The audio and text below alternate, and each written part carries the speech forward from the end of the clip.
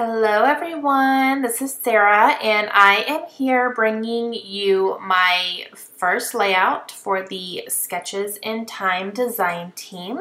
So this is the sketch that I'm going to be using and I'm very excited. So if you have not been over to their blog yet, I'm going to include a link in this video. Make sure you go check it out because there are other ladies using the same sketch, so it's fun to see how they take on the sketch versus how I do it. So make sure you go check it out. There's one designer featured every day. So it's pretty exciting over there. Okay, so I took the butterfly as my inspiration for this sketch. So when I first looked at it, I saw the butterfly and said, yes, I have the perfect pictures. And these are pictures of Kaylin when we went to the San Antonio Zoo, and they had a butterfly exhibit there. So it was a big enclosed place and you could go in and you could literally walk amongst the butterflies. It was really cool. So Kaylin absolutely loved it. And a whole bunch of butterflies ended up landing on her and she just stood there and just stared at them. She was fascinated. So I wanted to make sure I got these pictures down. So I have 3 pictures and the sketch calls for 2, but you know, I had to put all 3 of them because they're all just awesome. So I'm kind of making, you know, the square options there all kind of one big square. And the background paper that I'm using there is from Ellie Studio, and that's from their Sycamore Lane collection.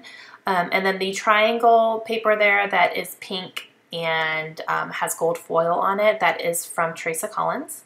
And I pulled out this blue cardstock because I felt like they needed some grounding and like a solid color behind them. So I went ahead and pulled out the blue, and that helps pull out the blue in one of the butterflies in the left-hand corner there. That butterfly is blue, so it kind of helps bring that out as well. So I'm going to go ahead and put all these pictures and this piece of paper here on the cardstock. I just love these pictures so much, especially that one that I just put down. It's just, oh, so beautiful.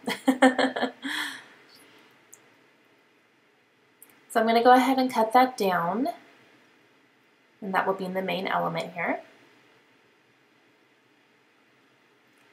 And I have this chipboard flower cluster from Crate Paper, which is from their Notes and Things chipboard sheet, and the sketch has a kind of like a floral thing up there in that corner, so that's how I'm going to do that. And then I have a little wood veneer piece that says "This is the story." That's from Evalicious. So I like the way that this is kind of starting to turn out a little bit, so I'm going to go ahead and just get some of my bigger things stuck down. And I am pulling out my scraps, my little scraps thing here that I'm trying to get through.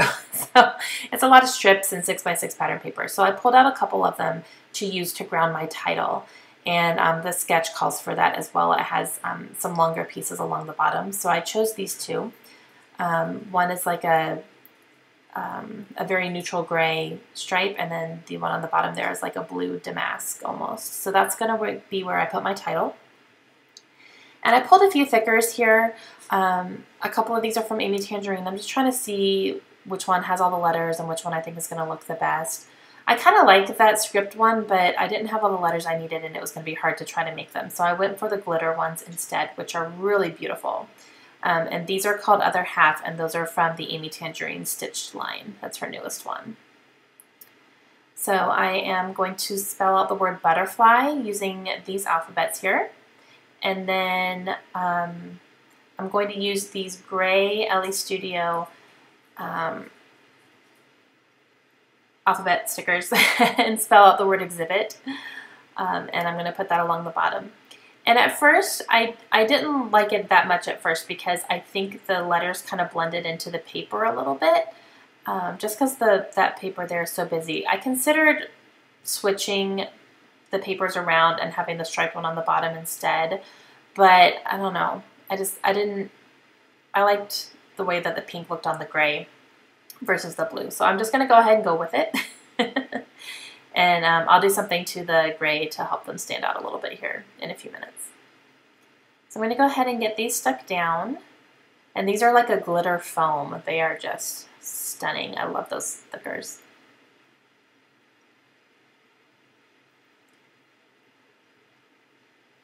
I'm getting the exhibit part down here. Those are teeny tiny, so they are fun to get on, especially the dots on the eyes. I probably should have pulled my tweezers out, but I was too lazy. It's like, yeah, I'll just do it with my fingernails.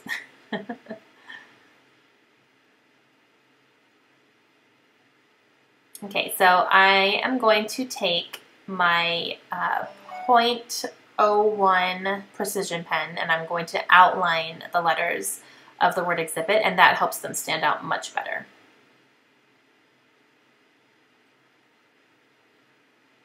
I'm just going along the outline of the letter stickers there, and I think that makes a big difference. Okay, so I'm going to go ahead and get this flower cluster stuck up here. And I use my Scotch Quick Dry adhesive to do that because the chipboard, they're sticky on the back, but they're not super sticky. And I also have Quick Dry adhesive in this fine line bottle here, and I'm using that for my wood veneer. If you have not heard of the fine line bottles yet, I got mine at Hobby Lobby in the section where they had the model cars and airplanes and stuff. And you can put any type of glue that you want into that bottle. And then the top is a double needle. So it's very, very thin. So you can get a very thin application. And there's actually a needle in the cap that screws on. So it keeps it from getting clogged. It's really, really nice. I've been having some issues with my Quick Dry adhesive because the nozzle is so thick that it comes out super, it's just too much a lot of the time, and it's a big mess. But that fine line bottle's really helped a lot. I also got one for my glossy accents, and it's been great.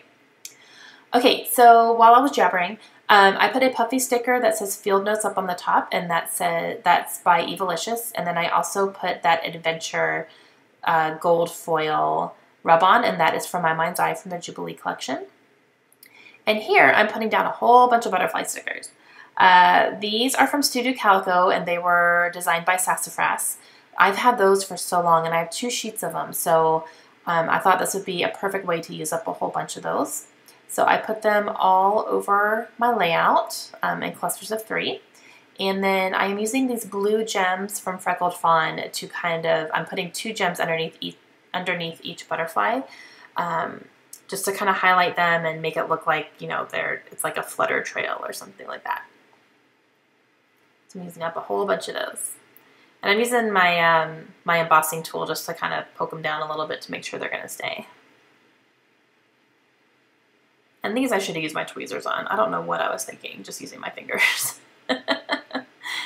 Sometimes these little teeny tiny intricate details just require some tools.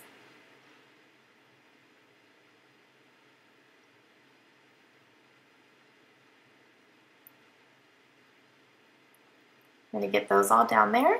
And now, let's see, what else do I do here? I know I'm going to do my journaling. Yeah, I grab my ruler and I'm going to draw some lines for my journaling, and I'm going to do my journaling right here.